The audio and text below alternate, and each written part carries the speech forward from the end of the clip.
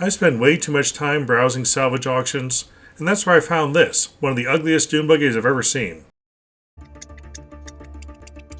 Sold on approval. So I bought it.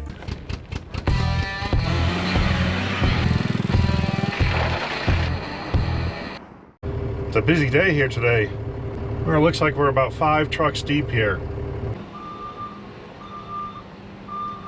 You do see some funny things.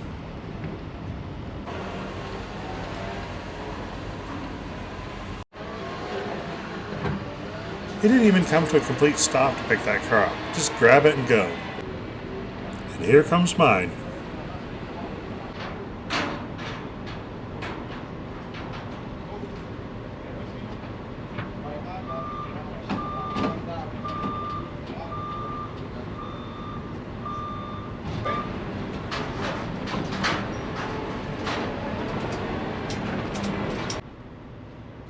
There's a bunch of loose stuff thrown in it.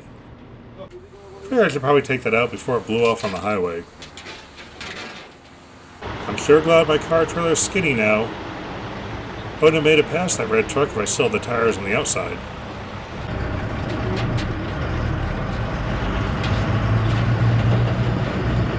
I've got a theory I want to test. If you're ever within an hour of the Mexican border, you can get a good burrito anywhere.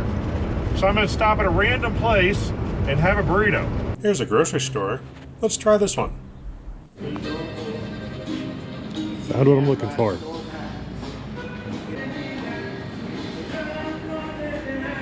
I got a few different flavors I could try out for science. So it's time for a trailer picnic. Queso chili, that looks good. Chorizo looks good. I'm curious about this one. There's a bunch of stuff crossed out and Mexican written in. I'm gonna try that one first. There's potatoes, veggies. There's a lot of different colors in there. Not sure what they are. They taste good. I had seen the wide 5 pattern when I looked at the pictures. What I didn't expect, this is a later model ball joint front end, which normally comes with a 4-lug pattern. I'm not 100% sure because it's been a long time since I played with Volkswagens, but I think in 1967 they started that ball joint front end, still had the 5 lugs and the swing axle, and that year had a slightly wider swing axle, which is the one you want for the buggies. So I might have lucked out on that. Another thing I noticed I was totally wrong about. I had thought this was a pan or a tunnel buggy. They used a VW pan and shortened it down and put something on top. It's not. There is no floor pan under here at all. These tubes that run under the fiberglass, that's the entire frame. So there's 2 tubes this size that run right here, and that connects everything together. And that's where they made the adapters to the front suspension. Which means this thing is going to be super light. Now someone added all this structure up here. I'm sure a factory didn't use square tubing. We might try to bring this back to where it was originally. Out of the 3 burritos, one of them was a chorizo one. There wasn't enough chorizo. Other than that, they're very good. 2 out of 3 means that I'm not completely conclusive on this, which means more testing at a later date. For now, I gotta get it home, so it's time to hit the road again. When you're dealing with an auction, you have to pick them up on their schedule, otherwise you get charged storage fees. So I had to pick this one up. Now that I'm home, I've got that truck almost ready for its first drive, and I've got that Suburban I need to get ready for a road trip. So I need to ignore this and work on those. Now one thing I noticed while I was eating my burrito, it's behind a mass of wires, but that battery is dated June 02. Then I noticed these tires. These tires look almost brand new. You can still see the ink on them. There's some little nubs left over. These have almost no time on them at all. And these are also dated. The 02 means 2002. So it looks like someone had this thing up and running and put some new stuff on it in 2002. And then barely used it because those tires have almost no wear on them. So I'm betting this has been sitting at least 20 years, maybe 23. Let's see if the tire holds air. Got 20. We'll check it later and see if we still have 20. I think I have it in gear.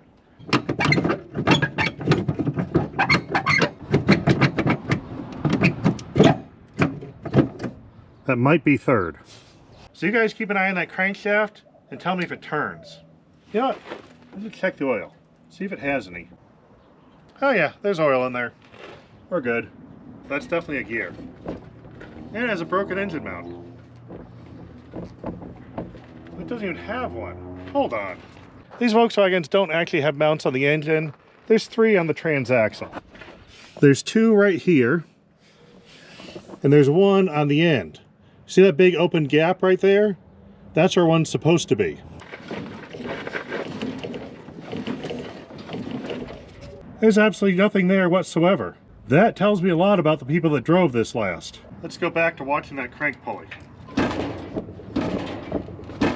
This engine is definitely seized, so at least there's no actual question on that anymore. I want to make sure the transmission does turn. I'm going to try releasing the clutch and see if it'll move.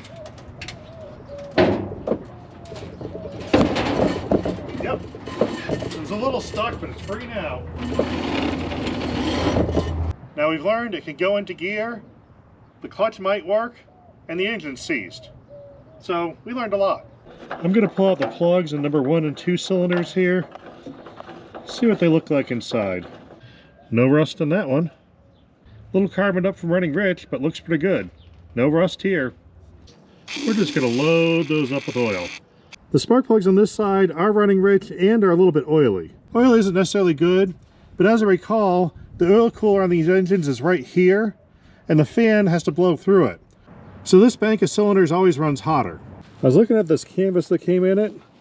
These are little seams here. Whatever this was custom made with grommets and such. Maybe someone did a convertible top and actually custom fit this to it, which would have been awesome and a lot of work, but right now it's useless. Since I pulled out those spark plugs, a lot has happened. I got this one driving and took it for a spin, forward. What you haven't seen yet is later I took it for a spin in reverse. Well, a few feet, but it backed up.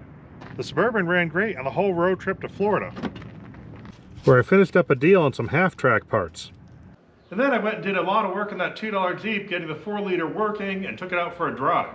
So it's back in the lift, pointing the other way so I can get a filler neck, I can add more fuel. I decided I got enough done on projects, I need to take a break by working on a different project. Now since that oil's been sitting for a while, let's check again and see just how seized this is. Start off a little tweak in the crankshaft, see what that does.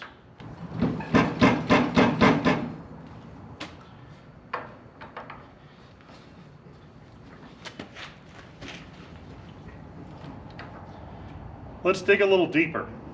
There's a bunch of square tubing here added to protect the engine, but also keeps me from working on it. Looks like they had the foresight to bolt it on. So let's unbolt that. We'll get ourselves a little more room to work.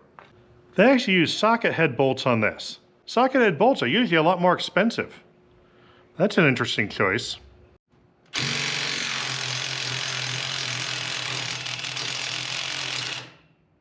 I found this on the side of the road while I was doing the filming on that $2 Jeep. It's the exact size I need. Weird.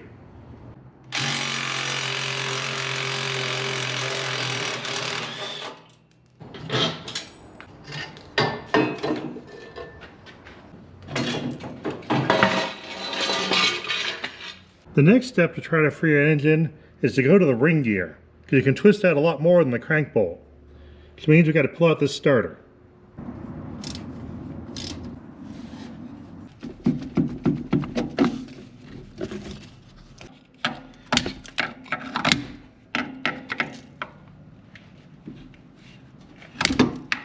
Apparently this dirt wants to stay there. We'll just ignore it now. Now what we want to do is use a screwdriver and pry on the teeth, try to turn the engine over. Got a piece of wood block here. Let's see if we can use this as a fulcrum. Nope. Alright, the small screwdriver isn't doing it. A new plan is needed. I'm going to remove this wire. Just unplugs. Remove this set screw. Then we can take out the throttle cable. The line going to the fuel pump. This stuff smells like varnish. That'll stink up the shop. Undo this bolt. Going to take off the bottom nut on the other side too. One more bolt on the top.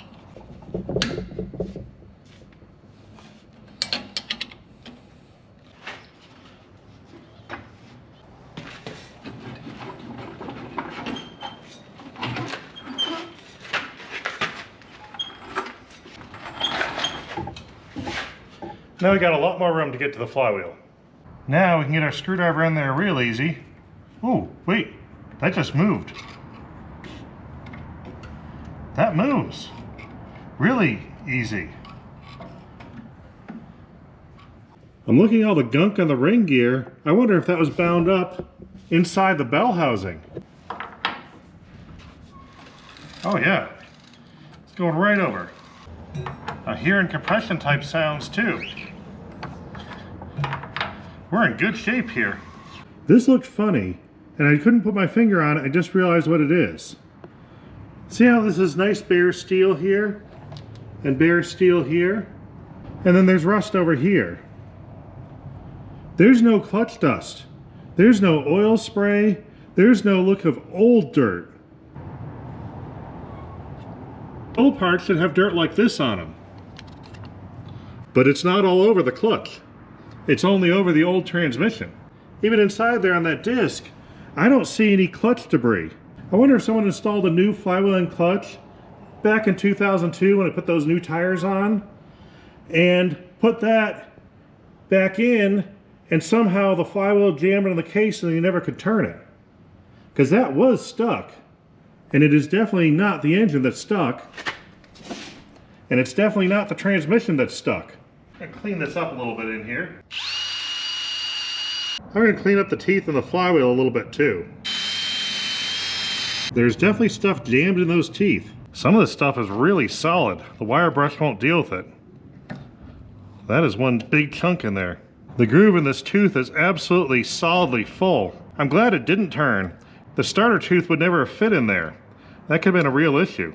The other day I snapped this punch off and I was disappointed because I broke it, but now it's become a perfect little scooping tool. Oh yeah, that's exactly what I needed. Apparently breaking that was a opportunity I didn't know I had. Yet. I do now though. Perfect.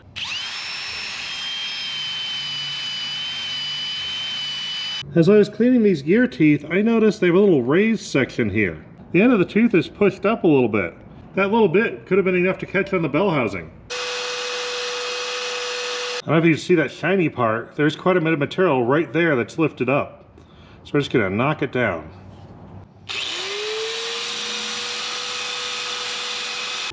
That's a lot better. Now the engine's going back in, using the bottom two studs to line it up.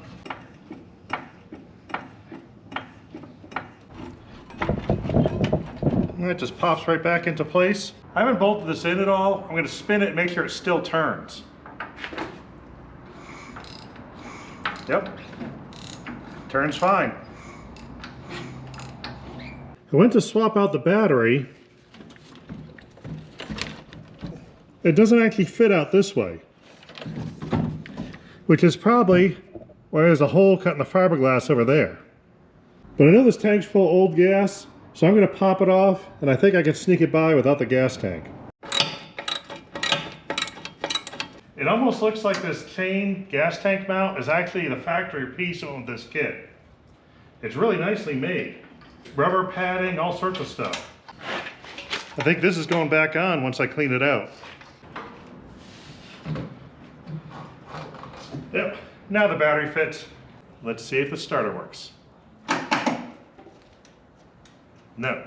I found a bad connection on the positive wire, probably due to all the rust. Luckily, I still have the wire brush for my drill right here.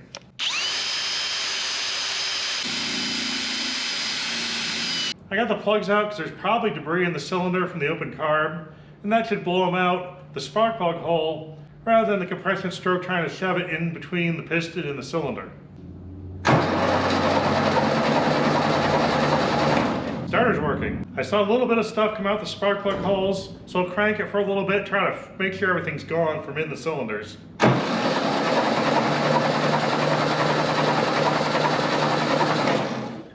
Don't see anything coming out now, which should be good. I'm gonna hook up a proper ignition system. You can see we have spark before I put the plugs back in.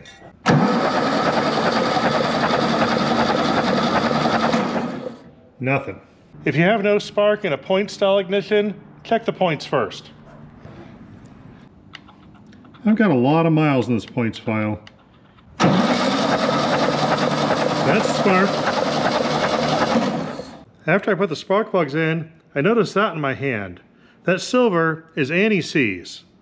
And I didn't put anti-seize on those spark plugs, which means someone at some point actually cared about this motor enough to anti-seize the plugs before installing them. Different people with different attitudes have worked on this machine. But right now, all we care about is throwing a little fuel in the carburetor. I can try to get it down the vent a little bit. Oh no, it went all over. That is a very good sign.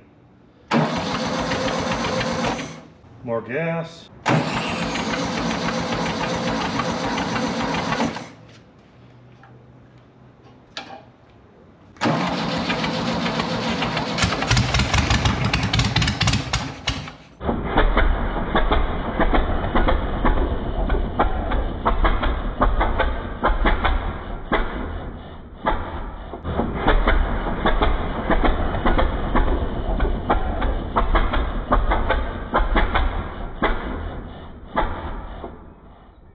That is awesome. More fuel.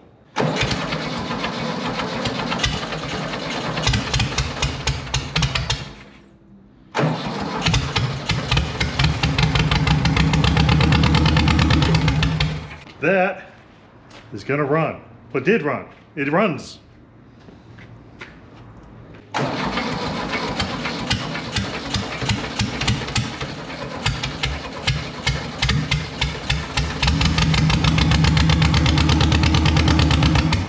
We need a fuel supply, and we're going to be running.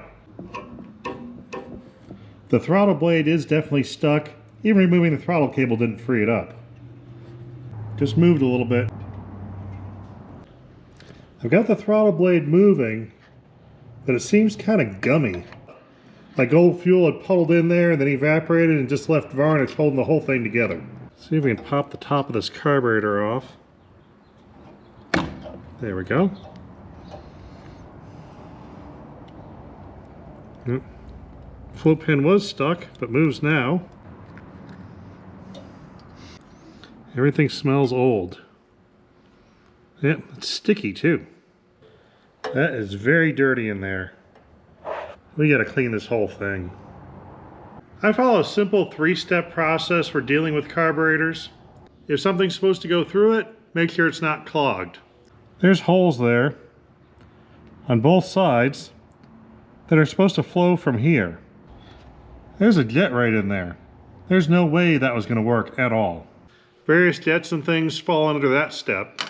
Next step, if something's not supposed to go through it, make sure it doesn't.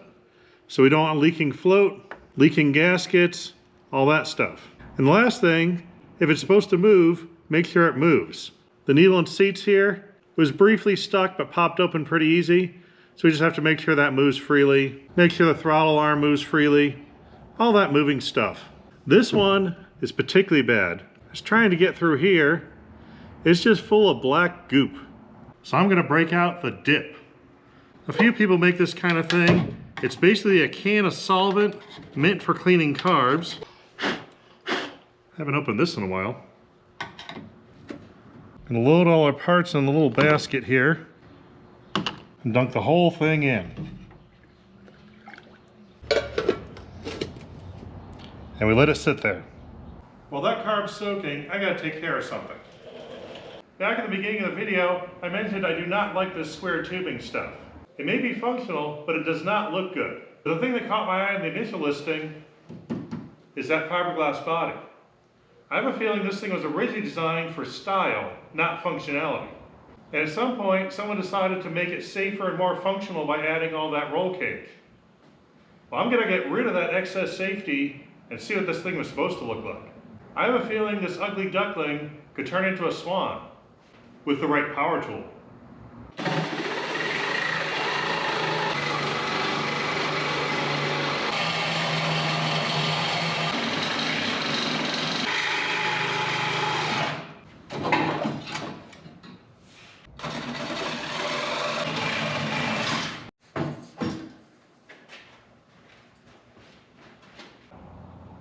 Now we're getting somewhere. It's not that heavy. This is more like it. This thing should scoot. It's been in here a while. Let's see.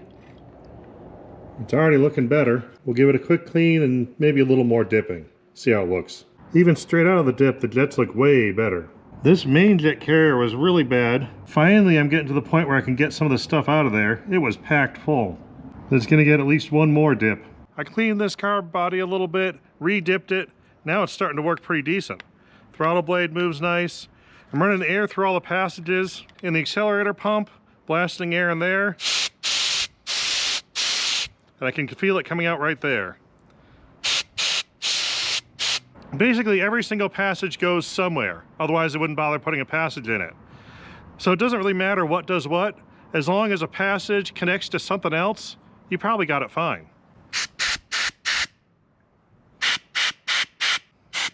Oh, that goes out that vacuum line right there. I got the bottom of the carburetor back together, and it looks a lot better. I think this might actually work. But I'm not putting the top on yet. I'm just gonna fill up the carburetor with gas, and now I have one bowl full of fuel. That should run for a little while. The float is floating nicely. That's about the right amount. Carb's back together. Let's see what happens.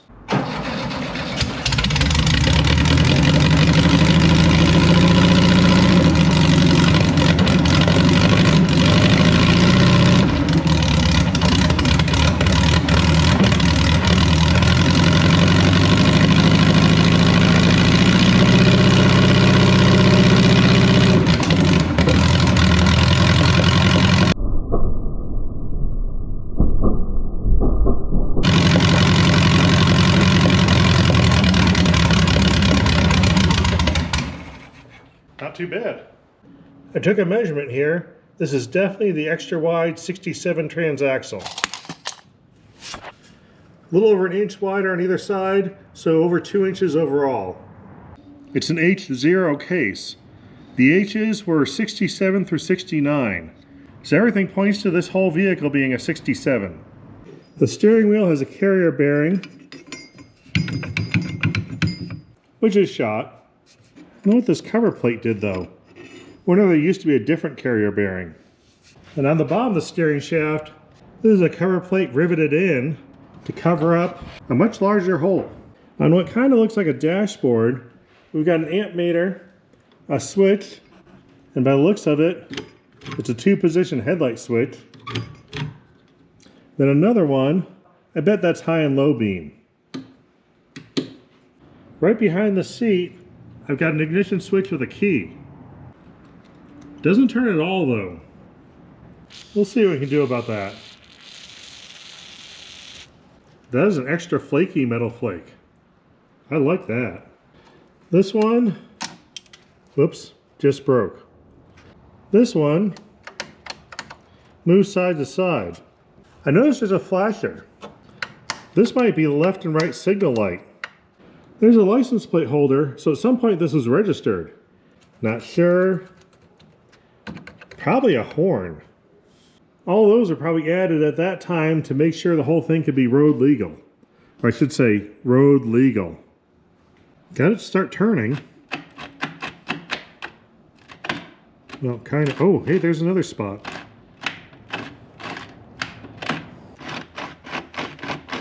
It just turns freely. It doesn't feel like it's switching anything.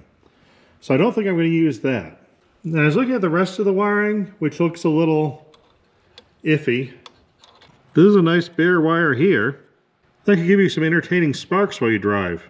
I think I'm going to just rip out all this wiring and put in the bare minimum to get that engine running. I'm kind of glad I'm pulling out this wiring. I've reattached the throttle cable. It does work. It's really hard to press. That's because this isn't supposed to be just a roller. There's a hinge on the floor.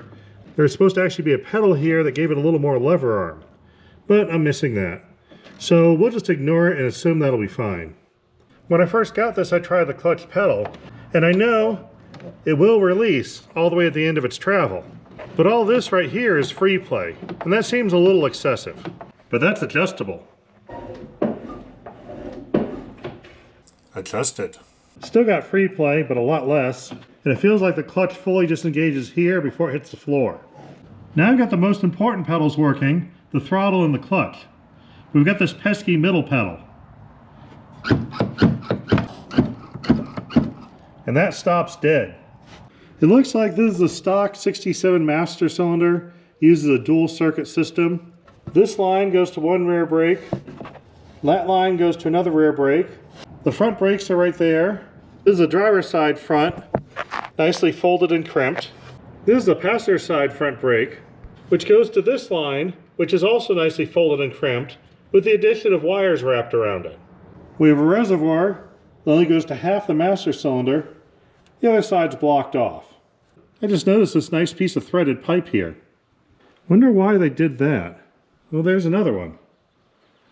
Somehow they remade that tie rod. But that looks totally fine, so let's ignore that.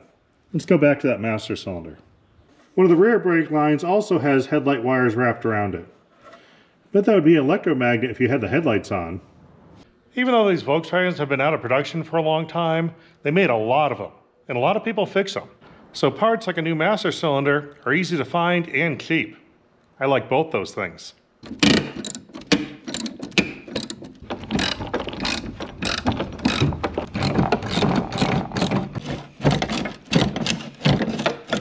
That doesn't look good.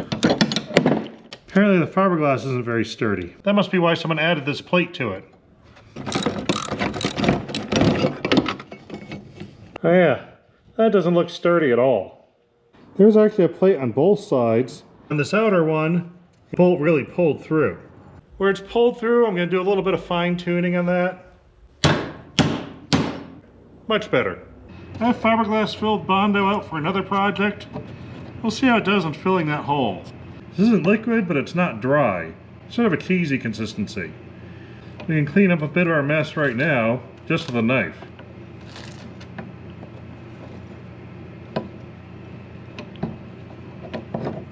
I'm going to use the curved knife blade to make a straight edge. It should be close enough.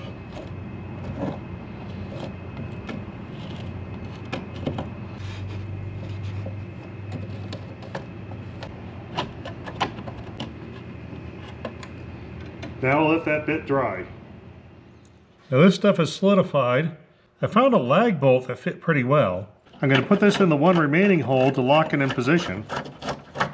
Now I can drill through the other one. We got a new hole. I went to put these backup plates on. The large diameter hole is off center. It actually overlaps here and has tons of clearance there. So we got to fix these things first.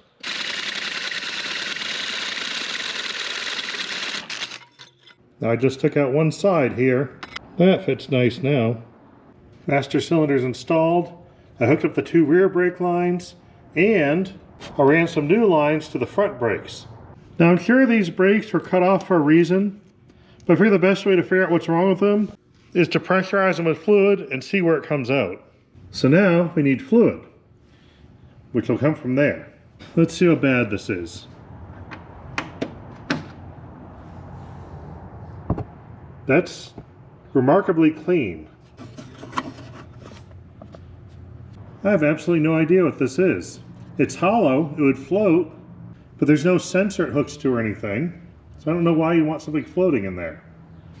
There's a little bit of dust in the bottom, but other than that, I was expecting a lot worse. Right, the writing on this is clearly not a Volkswagen part. But I do know I'm going to fill it with fluid and see what happens.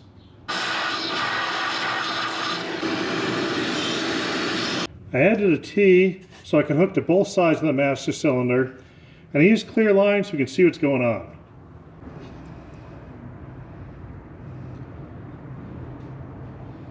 Let's see what hitting the brake pedal does.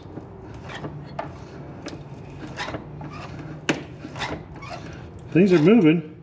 Even the one that's going up and down is starting to get fluid to move towards it.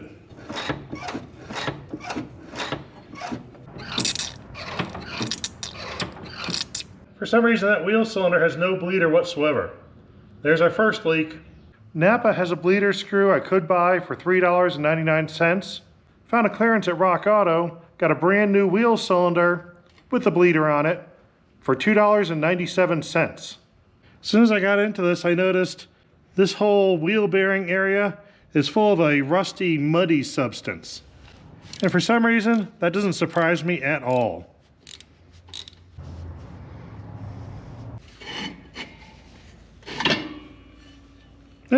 Seen worse. Oh hey, that tie rod end is shot. It should not wiggle like that. Let's firmly ignore that for now. Now one thing I want to point out, that old wheel cylinder is a lot bigger than my new one. This wheel cylinder has a 22mm diameter bore. This is a rear wheel cylinder. It's around a 19mm bore, a lot smaller. I did that for two reasons. First, the reason they use a big one on the front is front brakes need more power as weight transfers forward. But this thing is so much lighter than a regular bug, I think the regular size would just make these front wheels lock up easy. Also, the rear ones were the ones on clearance. The front ones are like $10.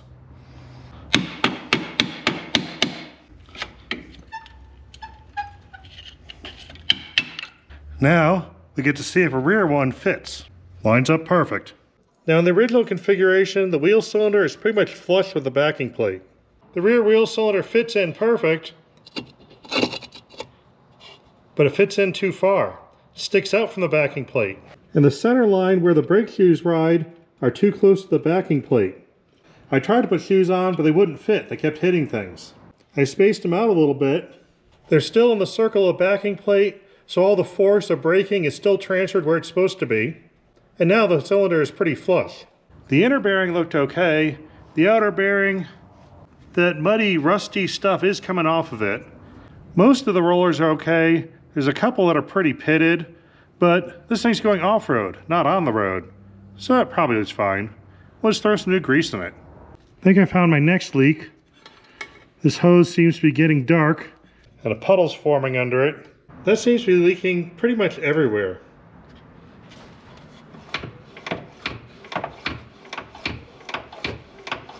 I made the mistake of buying new brake pads. They're a little too big with the new cylinders, but eventually they fit. I was able to bleed this rear wheel without any major leaks. On this rear wheel, I snapped the bleeder clean off. I'm trying to bleed this rear brake with the line itself. I'm getting no fluid at all. Something's clogged in there. We're gonna have to dig into this further. But right now, I think we have at least 2, maybe 3 brakes out of 4. That's enough to try it out. I came to look at the old air filter to see if I can reuse it, and I wasn't expecting it to be interesting. But then I took the cover off.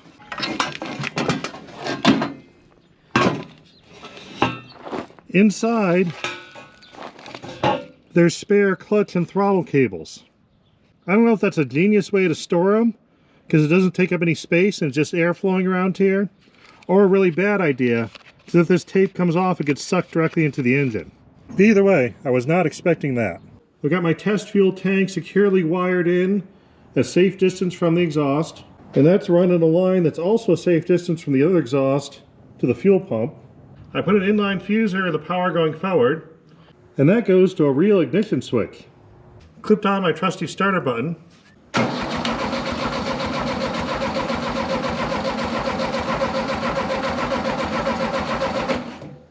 We might have a fuel pump issue. I've disconnected the line going from the fuel pump to the carb, so we should have fuel pumping straight out of here. Let's see what happens. Something's wrong with that fuel pump. So let's ignore it. I'm going to take the line from the fuel tank and feed it straight into the carburetor. We're just going to completely bypass that fuel pump. Then to turn on gravity, I'm going to take my fuel tank and move it up well above the level of the carburetor. And now you can see fuel is flowing very reliably. Gravity rarely lets me down here.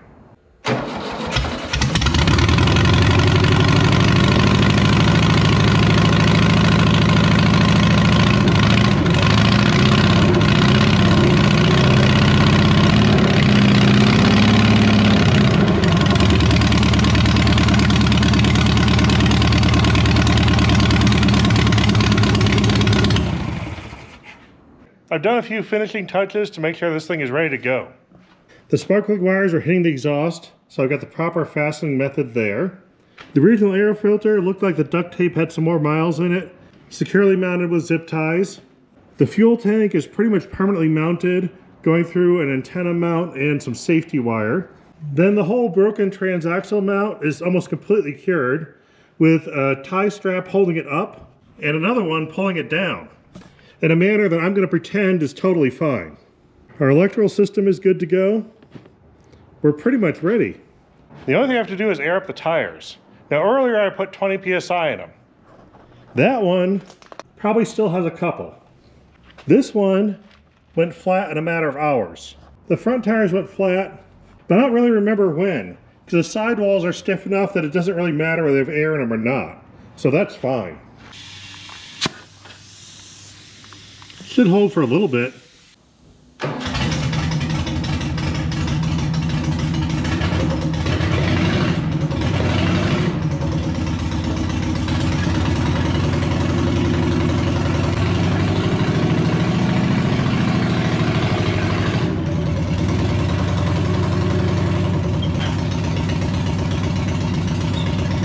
The shifter didn't seem to have a reverse, so I went to manual mode.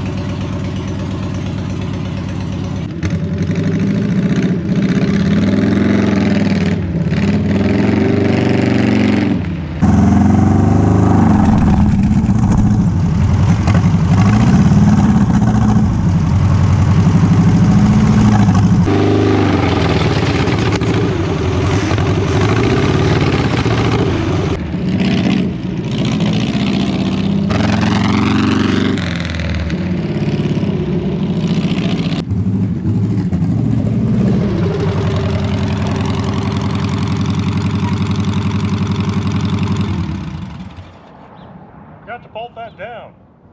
Add the wing nut.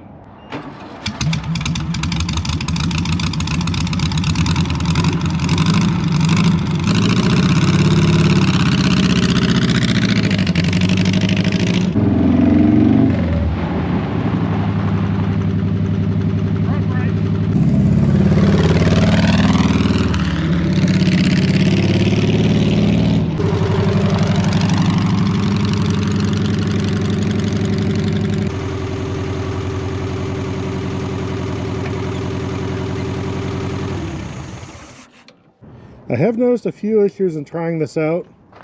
The turning circle is surprisingly bad. Someone's welded in stops to prevent the arm from turning very far, in both directions. Probably because the tires hit the body when they go too far. But for a vehicle this small, it turns terribly. The shifter feels mostly disconnected. It sort of spins in circles. I don't know which way it's supposed to point. I got into first when I intended to a couple times, third when I didn't, reverse never, and second every once in a while. The throttle pedal completely stopped working on a regular basis. The end of the cable used to be out here. It keeps sliding through that screw, no amount of tightening stops it. I've had to fix it a few times today.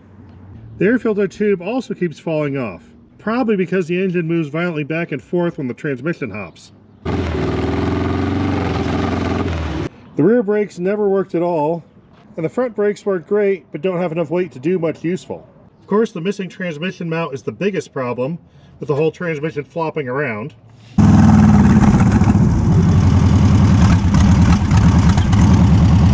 But throughout the entire time, I saw no weird reading on any gauges. I'm going to end the video here with this big win, but this is not the end on this vehicle. There will definitely be a part 2. I got to sort out that transmission mount issue. I think that's the biggest problem I have. Get the rear brakes working. When I found those wheel cylinders on clearance for $3 a piece, I bought 4 of them. So I got a brand new one for every wheel. I also bought $3 hoses, one for each corner, and a $5 set of brake shoes. So I got to throw all that stuff in. This definitely needs a coat of paint. Not sure what color, but I've got to figure out how to do metal flake because it needs it.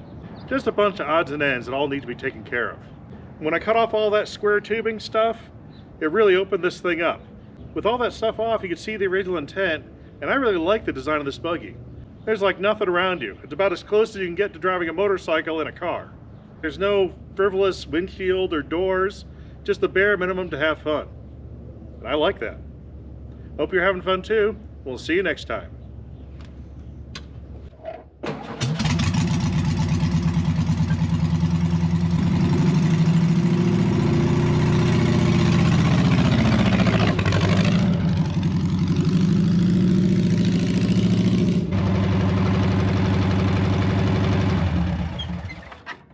Gonna turn off gravity. Not sure how good that needle and seat are. Maybe I'll actually put a new one in someday.